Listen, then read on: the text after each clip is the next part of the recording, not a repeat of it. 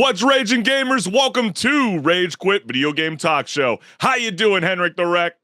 You know me. It's Wednesday. I'm here to rage. What about you, Chris? Hey, man, this is going to be such a jam-packed mayhem show. We can't thank you guys and girls enough for always joining us live every Wednesday night at 6 p.m. Pacific Standard Time, because without your support, this show would not be possible. But hold on to your controllers, gamers, because we always like to start off the show with a bang and show you guys a lot of viral content that is circulating all across the World Wide Web. So let's go ahead and set the tone. So over the weekend, the basketball world was short-circuited over what might be the biggest blockbuster trade in history, unlike my co-host HenricK the Wreck, who had no idea what the hell was going on, right? You were just kind of like lost in the sauce. I was just hearing what my coworkers were talking about and being like, "Oh, okay, that's interesting." Yeah, you weren't like restless. You know, you didn't get that feeling at the 11th hour, like, oh my Lanta, Luka Doncic for Anthony Davis. I mean, the whole world was going crazy. I mean, even in video game terms, Luka is straight up untouchable, while AD is more like valuable, but comes with that DLC injuries. I mean, come on, they did call him Anthony Street Clothes Davis, but we do thank you for your service here in LA for bringing us a championship. But that's besides the point, because naturally fans ran to NBA 2K to see if this trade even made sense, and my NBA mode took one look and said the following. Okay, let's see if this works. Anthony Davis, Max Christie, 2029 first round pick for Luka, Maxey, Kleber, Markieff Morris. There's no way this works. There's no way. You're asking me to give away a valuable asset when none of the assets I get back seem nearly as valuable. That's not happening. It just happened. He couldn't believe it. He was like, "Really? Why is it like that?" But I mean, that's so wild. Even Ronnie 2K, that everybody, you know, celebrates and praises, or even the athletes that, you know, even despise him in a sense, because, you know, your overall rating comes through that man and his team themselves. But you know what? Gosh, even they can't predict it all the time. But let's go right into the comments, because you forgot the help from the Jazz. That's true. It was a three-way trade. But even given the fact that the Utah Jazz were in the mix, I mean, you're a gaming guru, HenricK. You wouldn't be my co-host without that knowledge. So even if that was a three-way trade in the game, do you still think it would have happened? No, I don't think so. There we go. Even 2K said, "Nice try, Diddy." Yep. They're like, there's no freaking way. How do you sell a guy that's in his prime, 7 months ago, was just in the NBA Finals? I mean, we understand that he got swept by the Boston Celtics, but now you're bringing a 25-year-old superstar into the City of Angels?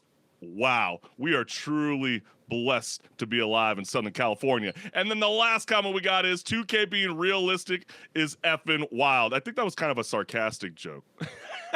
in a way, right? But man, you know, that wasn't the only thing that was kind of going wild or going very immersive throughout the World Wide Web, because video games, as you guys might know, it's like you should be, you know, stepping away from the screen every once in a while, but sometimes, you know, the video games could be so immersive that your brain just says, nah, we're living here right now. And so as we get older, you know, we go to college, and so gamers are taking things to the next level, bringing their favorite games into the classroom like it's a side quest for extra credit, whether your professor asked for it or not. So like, who needs boring old PowerPoints? By the way, I saw this, that they're upping their subscription prices by more than 30% again. So I think we got to start to get really creative. And so why not bring Minecraft into the mix?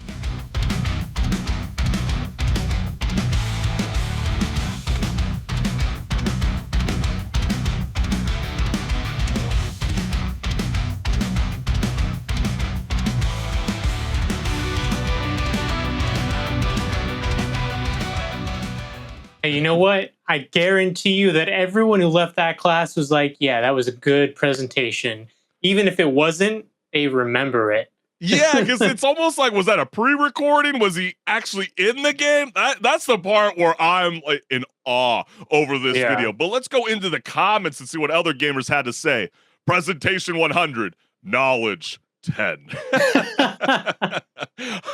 That is a legendary comment right there.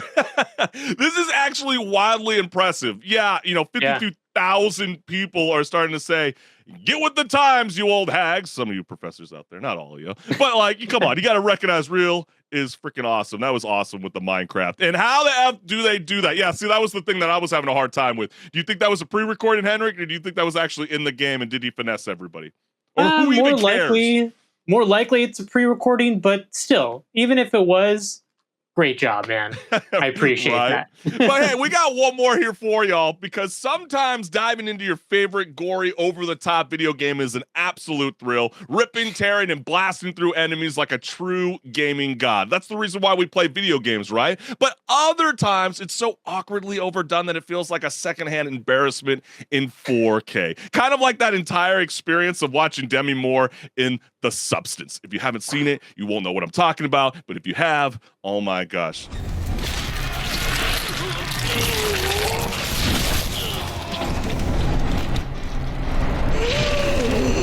Did he put it in his ass and moan? I think I might be good after that one. This man ripped my asshole out just to put it in his own asshole. That is so crazy.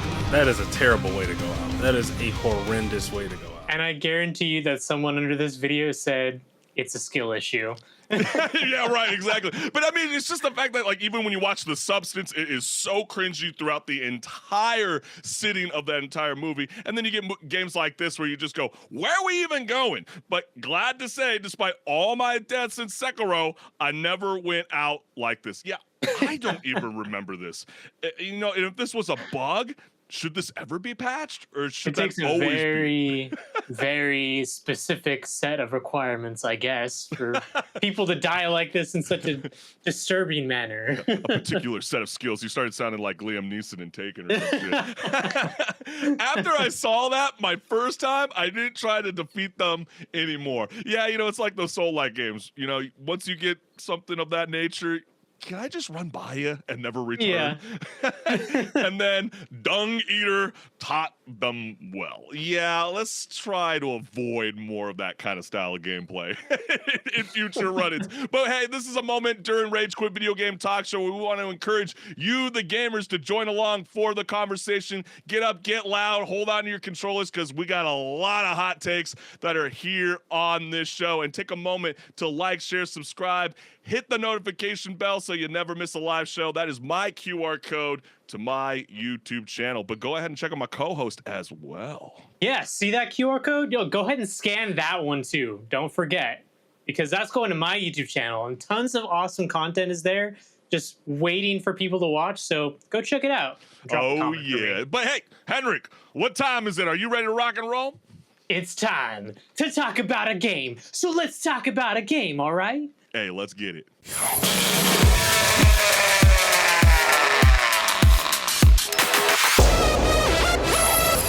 Hey everyone, this is Pause or Repeat. Here we figure out whether a game is really worth your time and money. Today's game is Ninja Gaiden 2 Black.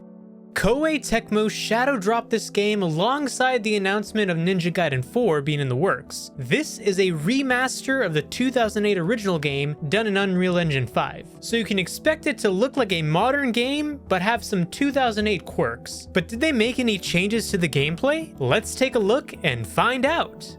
The gameplay of Ninja Gaiden 2 Black is still an action-adventure game. Ninja Gaiden is a series known for being difficult going all the way back to its inception on the NES. This game is no exception, as the combat flow is high risk, high reward. While base enemies can be easily overpowered by your use of weapons, magic, and combos, so can you be overwhelmed. Combat is fast-paced, and when you're on top, it makes you feel powerful. The game also has a lot of gore and dismemberment, which makes a comeback in this game. However, you can tone this down in the settings if your stomach isn't up to the task. Aside from being able to play as Ryu, you are also given the opportunity to play as Momiji, Ayane, and Rachel, characters known already to the fans of the series. Overall, the gameplay is roughly the same as the original with slight differences, but staying faithful to the original version. So how about that story?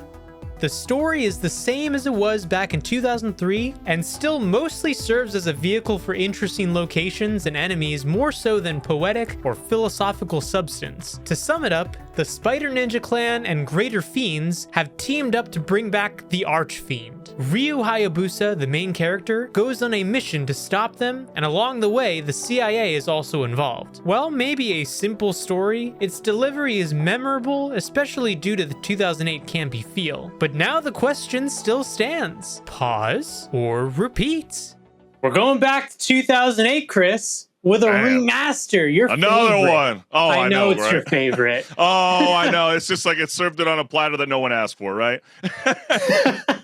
Hey, but I've seen that there's a huge difference in this game. Not even just visually, but just gameplay-wise. This is a game that you actually might want to pick up because it is really, really just viscerally good. I want to inject this straight into my veins. Yeah, I mean, strap in because Ryu is back after 15 years and he's bringing pure mayhem with him. I think what we love about these kind of style of games is there's no stamina bar, there's no mana bar, there's no tedious loot grinding, just that raw reflexes, absurdly fast action that requires from the best of the best gamers like myself. Obviously something that HenricK struggles with. And an unhealthy amount of limb severed. Maybe that's the fact. Maybe we could dispute it another time. But this is Ninja Gaiden 2 Remastered. It is that definitive edition that no one asked for, but everyone secretly needed in the industry. I mean, come on, HenricK. I mean, after years of Souls-like games making us suffer, it's refreshing to jump into a game where the only thing stopping you is your own skill and maybe the camera. Yeah. I would say, too, that, while this game could be compared to a Souls-like, it's not entirely a Souls-like. No, it's more hack and slash. It's a hack and slash. It's just a hack and slash that can be a little frustrating to play depending on your skill level and whether it decides to throw you into the dumpster and maybe slash you on the way in there, because it's gonna do that to you many times if you really let it to. But it really is a great change of pace from what we've been seeing in the industry a lot, and not even just in the terms of the gameplay. The gameplay, we've already said that's a good high point of the game. And the story, while it's not really the best, it doesn't take itself seriously. It might, yeah. and there's a lot of games out there that take themselves seriously and then they kind of like fall on their face. So is this maybe what we need, is more of like going back to stories that don't take themselves seriously and they're fun because of that? Okay, I think you're making an excellent point that I wanted to touch on as well, because, you gotta love some of the cheeky dialogue that's in this game. It's almost like you're hearing a soliloquy, in a sense, from Shakespearean textbook or whatever. But like 1 second, yeah, you can clown on the plot in a sense, but like the story locations in this game alone, like, come on, you're slashing through a medieval Japanese village, and then next you're battling it through like futuristic soldiers with laser guns, and before you can even question it, you're getting down against a giant werewolf named Wolf in a Roman Colosseum in Venice. So you're like, where are we even going with this entire thing? It only gets weirder and weirder, and then all of a sudden you're in a nightclub where there's like a Playboy certified badass who is crushing dragons with a massive hammer. Oh, by the way, just because every samurai has to do this on their to-do list, let's just go ahead and go to hell and fight Satan while you're at it as well. You gotta love these kind of style of gameplay. I mean, it's brutal, it's bloody, it's absolutely unhinged, and if you miss the glory days of hack and slash, well, this is your wake-up call. No, it's definitely a reminder of what the industry was, because it wasn't just this game that did this back in 2008. So many games took risks and decided, yeah, you know what? I think it is going to be cool to go to New York. And then after that, go to the top Coliseum. Of the Statue of Liberty. No games really do that anymore in the same way. It's an awesome reminder that we really needed, and I would definitely advocate for studios to take risks like this, even if it means that you're bombastically saying we're not taking ourselves seriously. It's so true. I mean, just give us the weapons that we all want, especially in a samurai game. You got the katanas, you got the shurikens, you got the nunchucks, you name it. Each weapon lets you dismember enemies with surgical precision. But the kicker in this game that's a little bit different this time around, losing a limb doesn't mean the enemies stop fighting. No.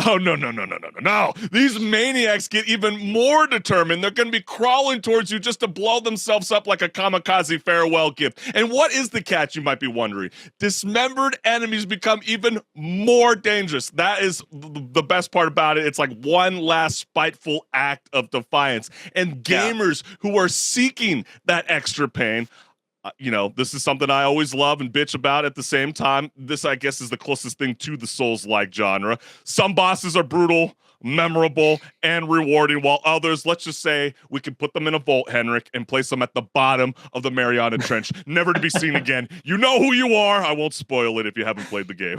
Sounds like you had a little bit of difficulty with the camera. I had a little bit. No, I actually had a little bit of an issue of having a skill issue, I would admit. This time around. That is true. I didn't find the camera to be that. Issue. I didn't really find the camera to be as bad as what some people were saying out there. It seems like it's for like the 20-year-old heads who haven't been in front of a video game in forever and was like, wow, I can't handle this. Any real gamer will know they can jump right into this thing and have a lot of fun throwing it down, especially with a lot of these new levels where you can play with these additional characters, right? You got Rachel, you got Anya, you got, what's her name? Mama G? I'm like, Momiji, yeah.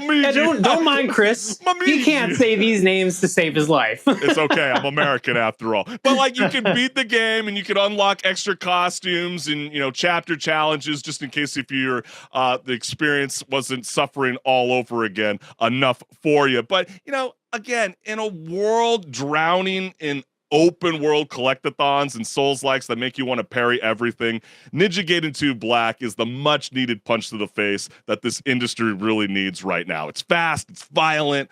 I would say it even reminds you of a time when games didn't hold your hand in a sense. They just threw you into the deep end and just watched you struggle. So welcome back, Ninja Hell. We missed you. I thought this game was fantastic. And I have a question for you, Chris. So you're saying it's a fantastic game. So what makes this remaster different than, say, I don't know, The Last of Us 2 remaster? Yeah, maybe I'm a little bit biased here, but I'm missing the days of these linear story play. Things that don't have to be so open world and immersed as, something that we're going to be seeing with one of the must-play games coming up in February 2025, which is Monster Hunter Wilds, for example, being placed in such a massive map. You know what I mean? Sometimes if you just get straight to the point, like that old school God of War trilogy style base, it justifies wanting to revisit and playing games for $50 and then being able to explore maybe even a series that no one thought people would even be interested in. And it's almost like a gamble from the studio to be like, hey, listen, look, we know Gen Z and even Gen Alpha haven't really experienced it like you and I did back then. And if people truly want hack and slash, will the dollar amount sell, or will the expectations live out? I don't know. I really vibed with it, HenricK. I really felt like it was a repeat. I feel like a lot of people can have a lot of fun with this game. Oh, definitely. This is a repeat for me as well. You're gonna have fun with it. Even if you played this game when it originally came out, you'll still have fun with it because it's a little different. Yeah, I mean, everybody's going to be picking about it. I mean, obviously, people will say, there was the variation back in the day on the PlayStation compared to the Xbox 360. There's always a little bit of tweaks and turns. Some people felt like there should have been even more enemies because, remember, hack and slash really requires even more enemies to kind of fill up those little tiny level selection spots. I'm losing the words. Just to make it not seem barren and you're not actually in the action. But it seemed like they wanted to try something new, kind of modernize it a little bit in a sense for, the 2025 crowd. And for myself, I felt like it was a repeat. It's a lot of fun. I think you're going to really jive with it, but I'm curious on what you're vibing with, HenricK. Yeah, it's a repeat for me as well. I definitely recommend this. This has my stamp of approval as well. Hey, well, you heard it from us, and we want to know from you gamers. Is this a game where it's, where you just go, listen, we saw it one time before, but let's just bury it? Or is this like endless fun, and would you like them to revisit this franchise and make it something new and refreshing again? Well, they are. Ninja Gaiden 4 is on the way. So stay tuned for that. That's hey, fair enough. But hey, we got a lot more left here on Rage Quit Video Game Talk Show. So HenricK the Wreck, are you ready to rock and roll? Oh yeah, it's time to talk about some news, baby.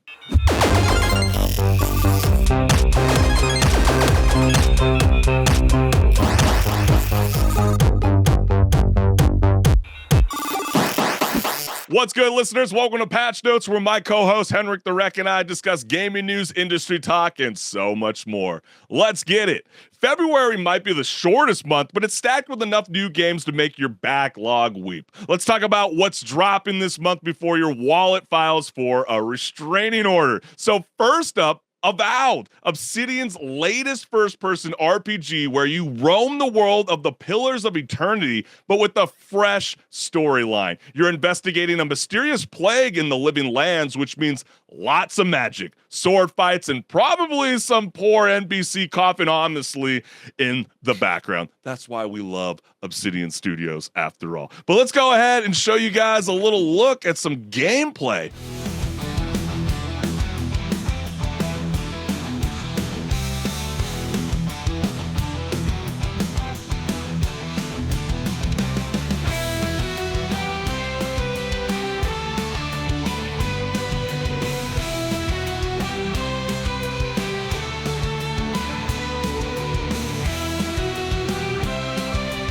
What's the first thought that comes to your mind when you see this? Because for me, it's Skyrim. I know it's not going to be entirely like that, but that's my first initial impression. You know, that's the same feeling that I got as well. And so you hope that this game comes out with the bang, because then when Elder Scrolls 6 starts to come around, we don't want to look down on Obsidian Entertainment, even though we know they're not a part of it. We just want to know the best. And so when we get this kind of just this nice little package that comes to us at our front door in the month of February, I'm very excited, but also at the same time, too, HenricK, the gameplay reminds me a lot of Indiana Jones and the Great Circle. Oh. You know, a little bit choppy in a sense of that combat, you know, kind of first-person aesthetic. I know it worked almost 10 or 15 years ago, but will it translate to be the same in the modern era in 2025? I guess that's the only slight concern that I got.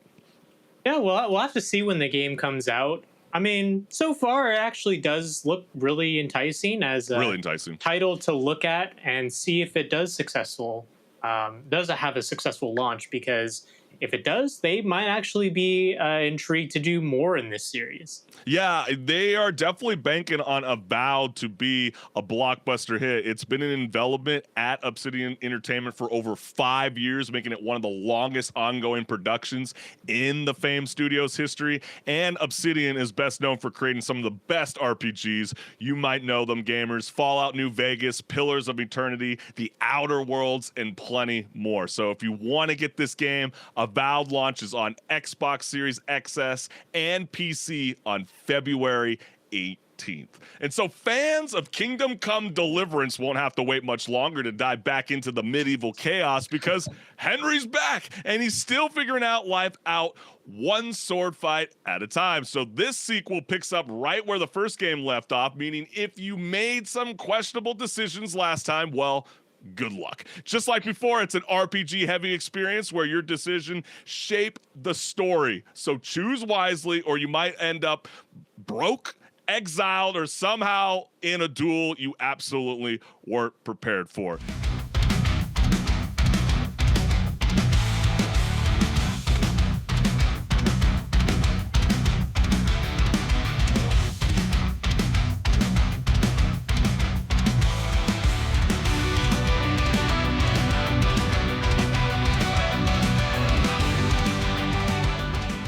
This is definitely a game to keep your eyes on in regards to the biggest games of the year.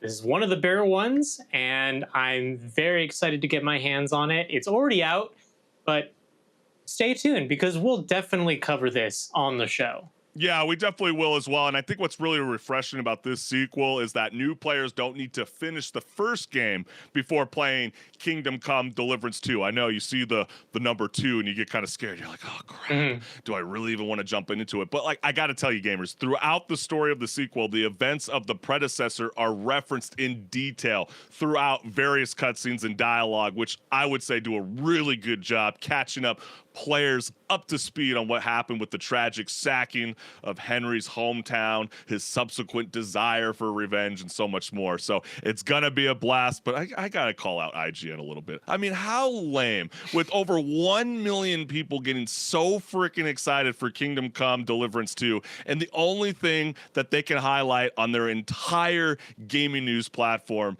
is, two guys kissing each other. Like really? And so all of a sudden you get like this quote unquote woke mob that's coming after the game all of a sudden. It's not like it was in the Dragon Age the Veilguard, like we covered, that cringy ass scene with the bard where you were forced into it. Again, these are decisions you get to make in the game. Guess what? That's called real life, right? And so that kind of stuff just gets, it's kind of insulting. It's really insulting to a game that as you just referenced, and I'm there with you, HenricK, I really do truly believe we got a contender for Game of the Year, and it's coming in hot really early in the year 2025. So that's very, very cool. And and unfortunately, it is one of those situations where you can't really blame the woke mob in some sense, because all they see the major publications do is things like that. Stuff and like it really that. does take away from the experience of the game, which I'm sure is amazing.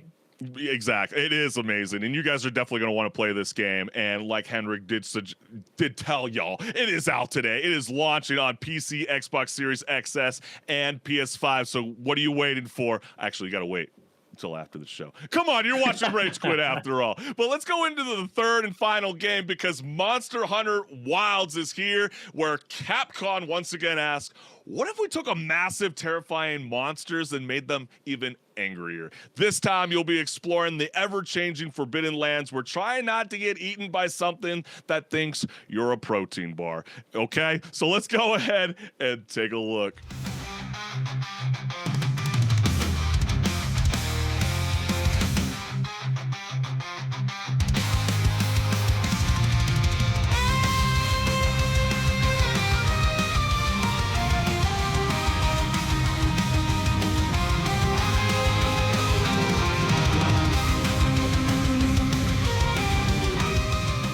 It's Monster Hunter. What else you gotta say? If you know what that means, you know this is gonna be a banger.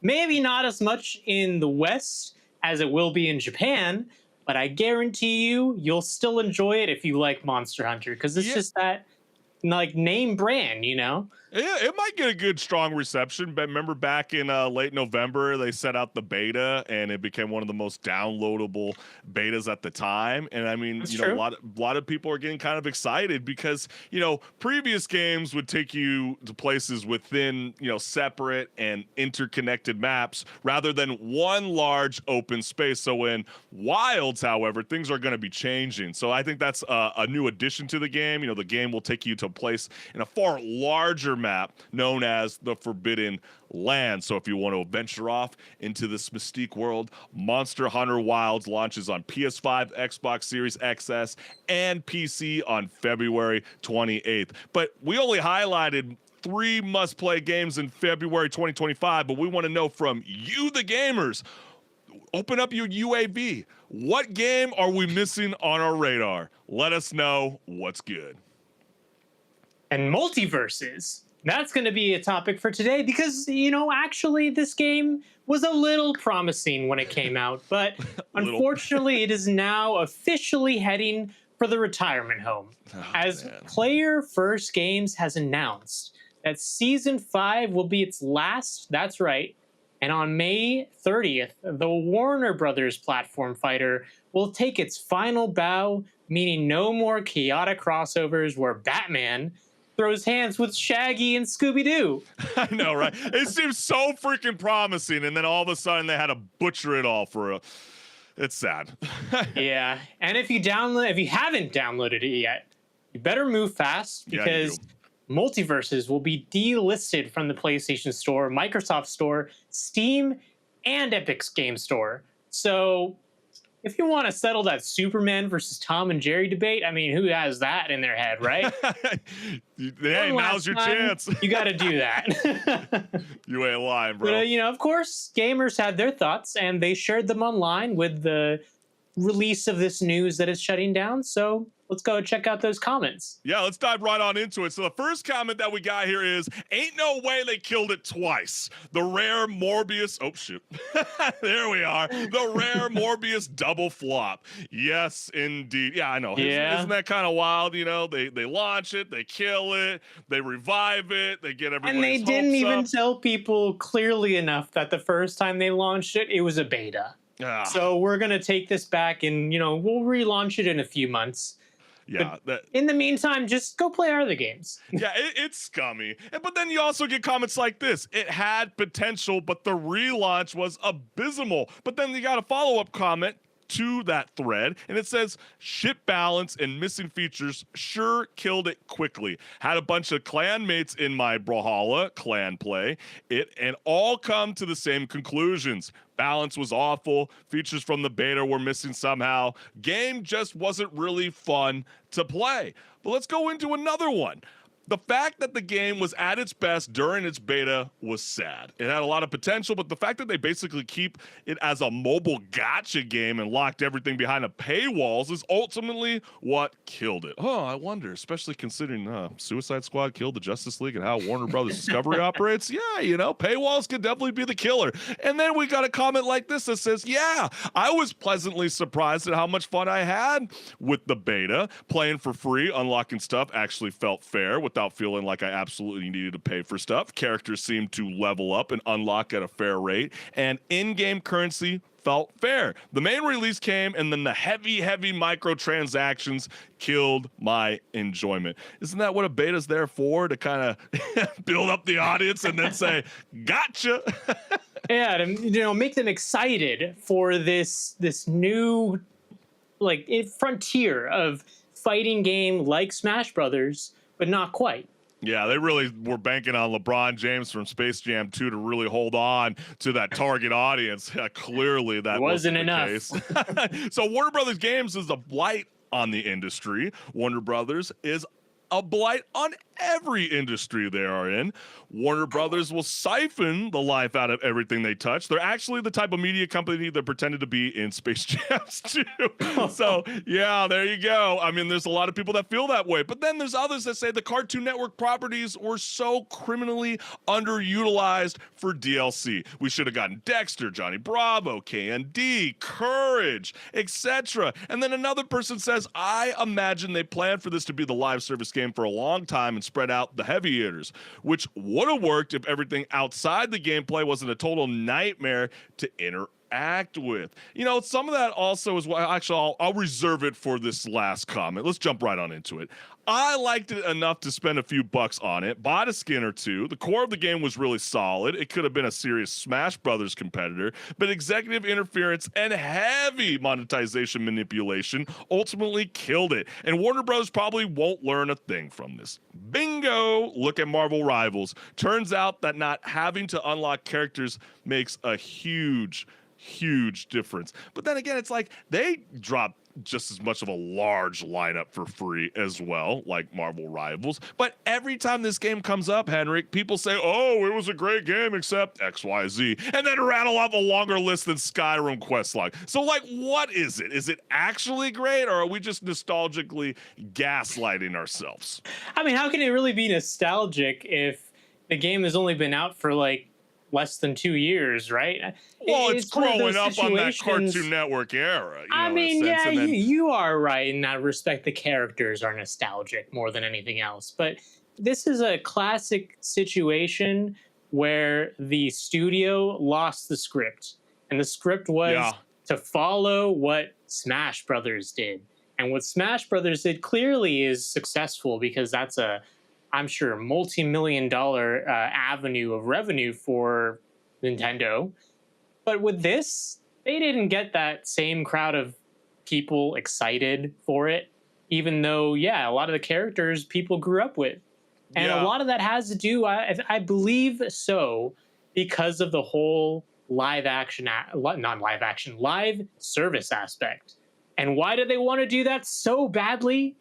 Well, Warner Brothers is looking at the success of the industry. The big games that are being bought are live service games. Yeah. So Unfortunately, that's just how it is. do you feel like this game would have worked better if it was delivered as along the lines of like a Street Fighter or Mortal Kombat? And sometimes I wonder too, HenricK, as a second part, would this game have been a little bit more successful if they actually put a little bit more time into the graphics? You know, because part of me too, when I first saw this game, was like, I don't know. I mean, playing on the Sony back in the PlayStation 3 era, we used to have the PlayStation All-Star Battle Royale. I don't know if anybody remembers that back then. Yeah. I remember that. That was so much fun. It was fantastic, and I'm sure there's a lot of Sony gamers out there that would love to see that come back again. I mean, we got Astrobot bringing back the whole entourage. Why can't we see the same and get a little bit of a rival competition with Super Smash Brothers, and then put a little elbows towards Nintendo to actually deliver on another Super Smash Brothers game? I think we need friendly competition, but part of that, do you think that played any kind of factor? I'm not sure if gameplay, or sorry, graphics being away over from the gameplay live would have service. been the whole thing that would have saved it. Really, it's the gameplay. Like a lot of those comments were saying, it felt better in the beta for some reason. And then when the actual game came out, it was like, this isn't really that fun to play. The reason why Smash Brothers is so successful is that gameplay loop is very polished. And it's also designed in a way where even if you don't know really the high-end aspects of the gameplay, you can pick it up with your nephew or your niece playing right by you, and they actually might do good enough to beat you because the game is easy enough to pick it up, Even if they have never played the game, they'll pick it up pretty quickly.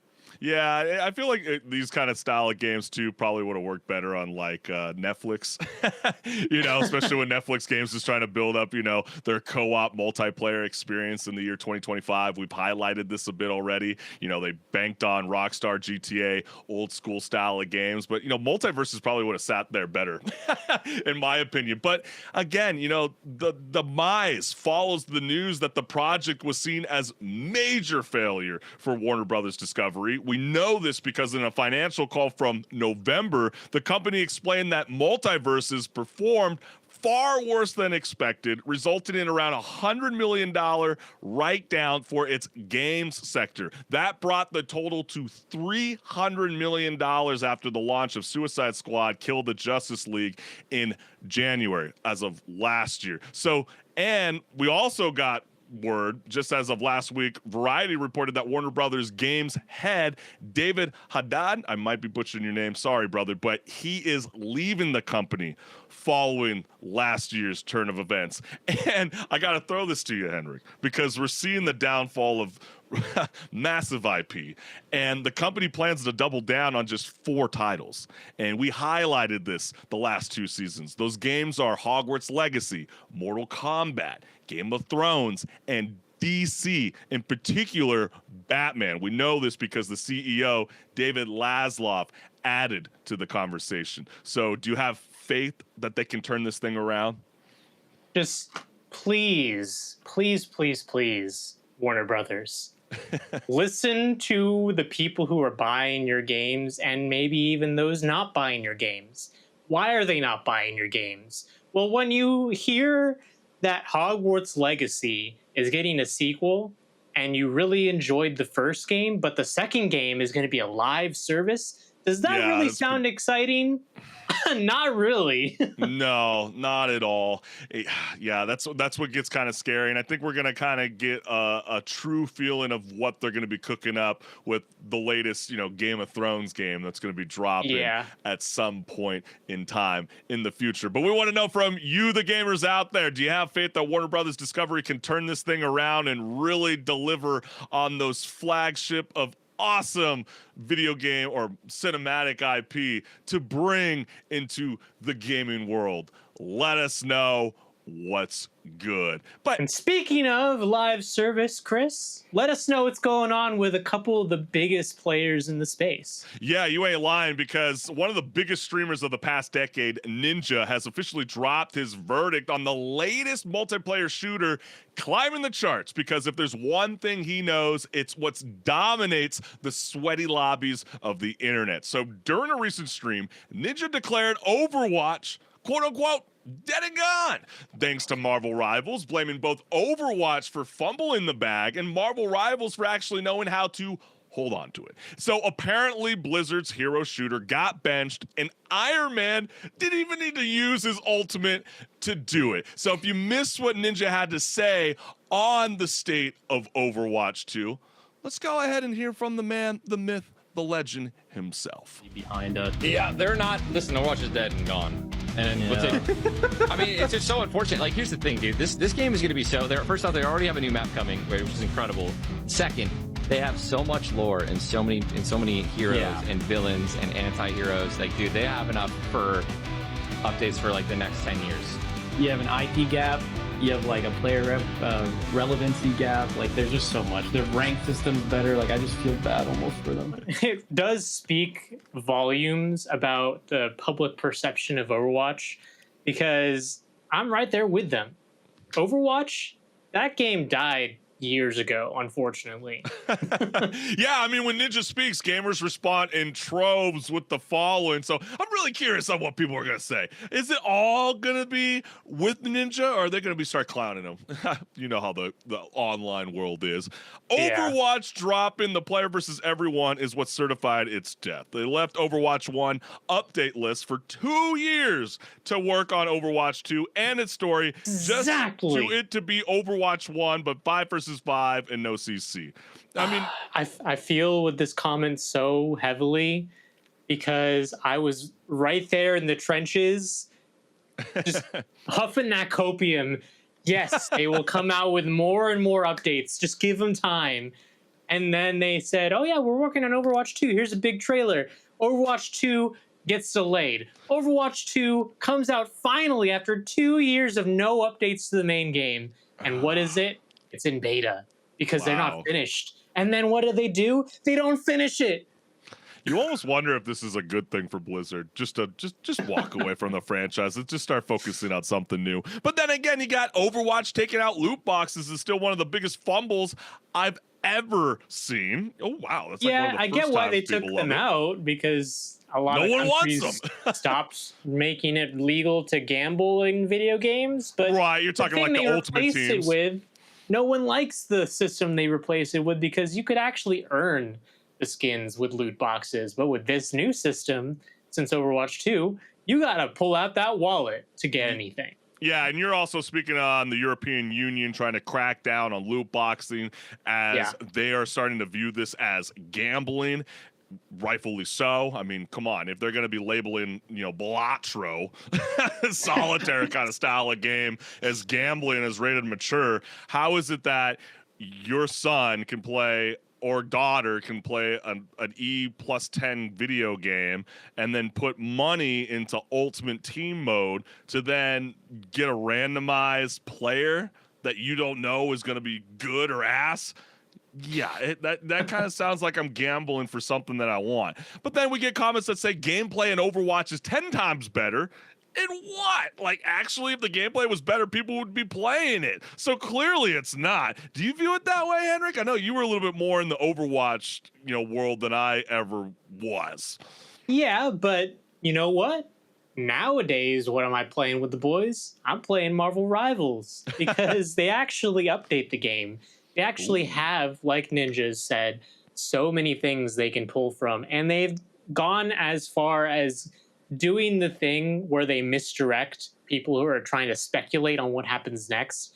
And what's so great about that is they could actually work on some of the stuff, leak it out purposefully, and then be like, you know what?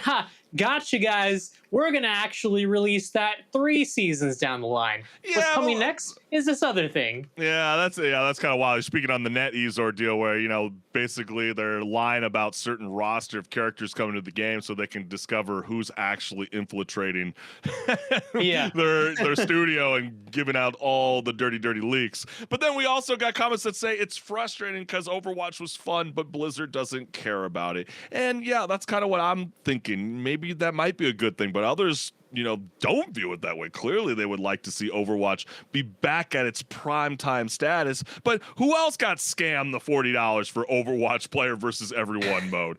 Lots of people did. I'm sorry about that. And then last, Ninja never played Overwatch. What's his opinion matter? Yeah, I figured somebody would be throwing that in because obviously he is a young lad in the Fortnite scene. But HenricK, some gamers are quick to dismiss Ninja's hot take, claiming that he's not exactly an OG Overwatch resident. Fair enough, but he didn't exactly get his loot box fix from the start. But does he have a point about Overwatch 2 being dead and gone now that Marvel Rivals is swooping in like a shiny new skin, but with better matchmaking, or not? Because I do see some people starting to complain about, the ranked matchmaking system and, how they're creating this new trend of addiction where you do start to get really good, but then they start to pair you with a bunch of lames, and then your track record starts to go down. And there are some people out there that think that every game do that? The whole engagement. Yeah, I'm kind of with you. That's kind of a way to try to pull you back in, reel you on in, like the fish that you are, caught on the hook. Yeah, and I believe that Overwatch could actually come back. But to do so, they would have to invest the time and money to fix all the problems that people are having and more, actually, just, adding more on top of that, because they would need to win back the public favor of people who left the game because they didn't update it, or they didn't fix an issue that really annoyed them, or they changed something and now that change is not good, but they are sticking to their guns and, not reverting the change, like the 5v5 versus 6v6 argument, for example. Yeah, they are fixing that as an example, but at the same time, it's not just that. It's so many things. And I'm not sure Blizzard would really want to spend that money rather than go the easy route and say, yeah, we're just going to drop this and do something else. Yeah, to be honest with you, HenricK, I think I'm going to totally disagree with you on this one, my man. Really? I feel like Overwatch is completely done and over with. I mean, think about Marvel, for example. They have hundreds of major and minor characters that they could easily put into Marvel Rivals today, right? Compared to Overwatch, who has to invent all of its heroes from scratch. And it takes a very, very long time to do so, as evidence has showed with Overwatch 2. So it's like, to me, I just feel like it's really, really tough. I know we're only 2 months away, 2 months ago the game dropped, right? I mean, that is crazy. We are in the honeymoon phase, but you start to think of some of the greats like Stan Lee, right? Someone who brought Marvel its cinematic universe. And it's just wild to think that a comic book from the 30s, who would have ever thought that they would be utilizing their property to turn this into an esport? Think about that.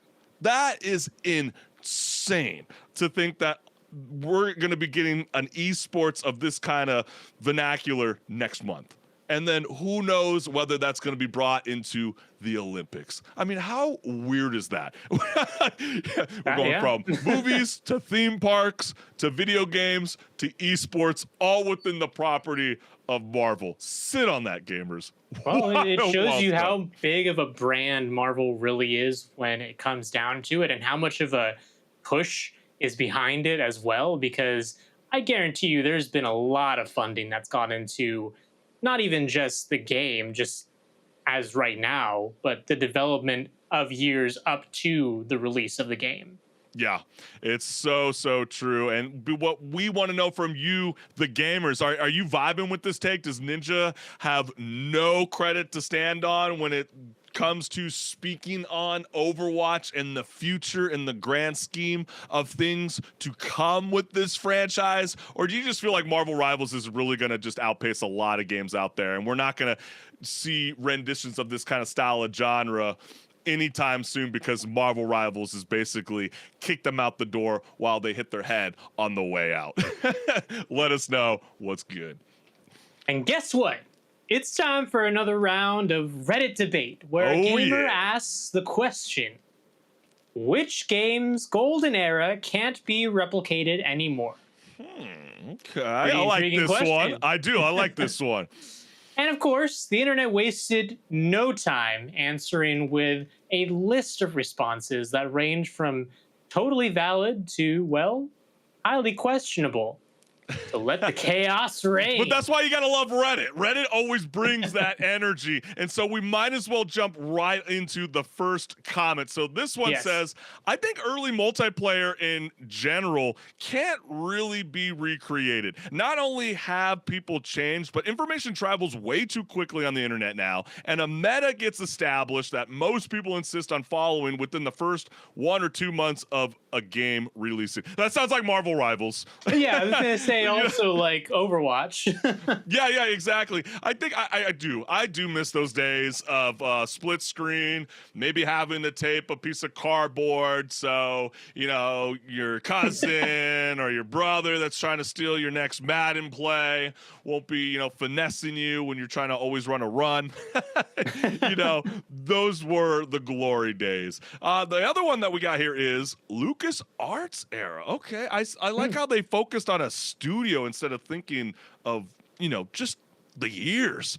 Dark Good Forces, answer, though. right? You got Dark Forces, you got Jedi Outcast / Academy, you got the ROTS movie genre, you got the Bounty Hunter, Qatar 1 and 2, you got Battlefront series. Oh my Lanta, it felt like year after year after year, a new banger of game was released. I missed that shit. And, you know, they have been teasing us for a while. Will we ever see a remastered in this light of day? We will have to wait and see.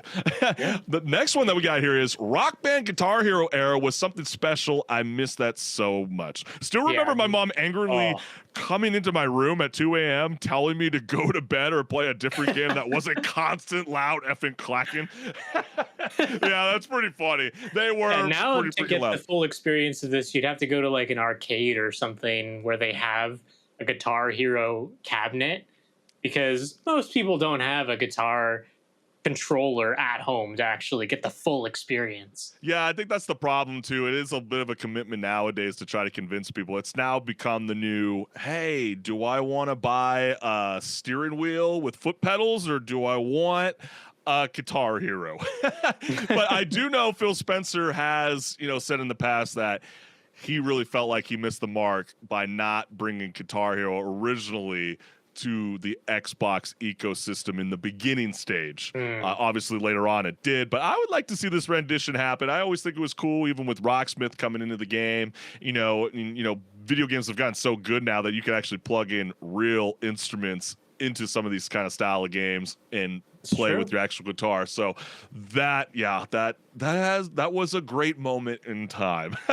And then we also got ones that say, when we used to gather at the arcade to play fighting games, it was probably about 30 years ago. Mortal Kombat and various iterations of Street Fighter 2, not to mention all the SNK titles, but your quarter up to reserve your spot. Put your quarter up to reserve your spot. Yeah, that's kind of funny. Nickel. Nowadays, good luck even trying to do that. Yeah. And you can still go to some places that have arcade cabinets, but they're few and far between. Yeah, you know, I think of like the days of just running into Nickel will always be such a awesome moment. Thank God, you know, we have the likes of Dave and Buster, but it doesn't quite hit that nostalgia like this. But then we got comments that say, for me, it was Halo 2 LAN era. Nothing beat filling a house with as many CRTs as we could and forcing the big 30-inch TVs to be the 4-player split screen consoles, and always, no matter what, somehow ending up with more Halo 2 discs than we started. Cables running through the halls, the break for pizza, where everyone talks shit and then right back to it. In general, I really miss couch gaming, but LANs were the best. Yes, this is an era that I heavily want to come back to, because that whole couch gaming thing, that doesn't happen anymore. Yeah, it's really Everyone's hard. Just playing online with each other at their own houses. Yeah, it's really hard to get like 8 of your buddies together in one setting just to be getting really, really loud. And we all know that the computer houses today across the nation haven't been doing the best over the years, because clearly. And Halo 2 is the best, subjectively at least, of the original trilogy of Halo. So this is a perfect choice for a couch gaming session. You know what? Amen to that one, brother. And last, he goes very recent, But Pokemon Go, I highly doubt that there will be another event in-game that will live up to the first few months after launch. It got huge amounts of people walking around downtown in the local waterfront at midnight just to play. I think that's very fair. That was a very real hype at the time. I remember people walking all around Los Angeles. I remember that funny ass video. I think it was with Logan Paul actually, where he's in the middle of like a massive park and then he's like screaming at the top of his lungs, I just got a Dragonite! I got a Dragonite! Oh, and you just see all these people start running in hordes to try to, capture it, only to find nothing at all. But there are still shadow ho-hos the Santa Monica Pier, that was completely packed. And I do remember seeing all the videos on social media specifically because I was in jury duty when that game launched. And I was stuck there for a week and a half. But didn't it get kind of that's funny. It did kind of get a little weird though when they started placing a lot of these gym battles at like a Burger King or at churches. I thought that was always kind of strange. And then I think it kind of lost that amusement because it's like, can I just like walk up to the park in my local neighborhood complex and find a valuable Pokemon? Why do I have to go down to a village or whatever? And so, again, now that I'm thinking about it and speaking it into existence, that was a great time. But that wasn't exactly what I was thinking for the golden era of gaming. But I'm wondering from you, HenricK, is it the time when every game had a manual thicker than a college textbook? Or is it the days when you had to blow on your cartridge like it was a birthday candle to make it work? Oh, those are great times, both of those. But my choice for this is definitely the World of Warcraft Classic era, the vanilla era. And yeah, there is a classic mode you can go back and play now, and that has been there for a few years, but it's never going to be the same. It's never going to be that same excitement of you hop on the computer, you go level your character, you die so many times because you don't know what you're doing, and you know what?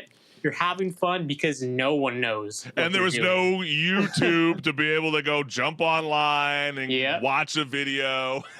None of that. It was, I'm there with you on that one. I mean, a lot of these comments were very spot on. People are looking for those fun campaigns, those solid co-op, split screen chaos. They even want that balanced multiplayer instead of, a lot of days we're getting loot boxes, empty open worlds, and gameplay designed for zombies, it feels like. But I had to sit on this, and what I was really vibing with, what to me at least, the PS1 and the Nintendo 64 era is the golden era. And the reason why I say this is I feel like every game felt groundbreaking. I mean, one day you'd be playing a 3D platformer with the wisecracking gecko, and then next you'd be deep in the survival horror nightmare where the camera angles were designed to make sure you never saw what was about to eat you. I mean, you got studios that took risks. You got Metal Gear Solid. You got the Ocarina of Time. You had Super Smash Brothers. You had GoldenEye 007. I mean, it was absolute classics. You had no battle passes. Speaking in my heart, you had Chris. no day one patches. It was just pure unfiltered gaming. Now you're just bloated with open world with a checklist longer than a CVS receipt. Okay, can we keep things simple? Yes, we can. Those to me, gosh, that was probably what, 1996, 1998. I'm probably getting it wrong. 1999, around there. It's around that kind of era. But that was such a fantastic time, and it really kind of set sail for like what I really love next, which was the PS2 and the PS3 era. For sure, that was like some of the PS3, GameCube, even the Wii in a certain extent really brought some gameplay. But I feel like this was the golden era that kind of shaped for what brought us such excellent gameplay. But then again, we want to know from you, the gamers, are we completely ass backwards? I mean, is there something that you're seeing as like, no, listen, this was the golden era in time? Let us know what's good. Which you'll definitely have those thoughts, because who doesn't, right? Exactly. And we want to thank you, all the gamers, for joining us and tuning in live every Wednesday night at 6 p.m. Pacific Standard Time on YouTube, Meta, and Twitch, because without your support, guys and girls, this show would not be possible. And so we wanted to take a moment to share with y'all our QR code. So this is to my YouTube channel. Go ahead and like, share, subscribe, hit the notification bell so you never miss a live show. Yeah, and see that QR code? Give that one a scan as well. It goes straight to my YouTube channel where there's tons of awesome content across all different sorts of genres. So go check it out and drop a comment for me. That's right. And so for you gamers out there, we love you. We can't wait to see y'all again next week and have a fantastic rest of the week. And let's just have some fun. I know that's not so much video game wise, but do you got a favorite in the Super Bowl this upcoming Sunday, HenricK? I'm not big on sports, but I always stay on the lookout for those commercials at the very end. I'm going for the 3-peat. I think it's going to be the Chiefs. Someone start hating. Let me know what's good. We'll see y'all. Peace. All right. See you guys.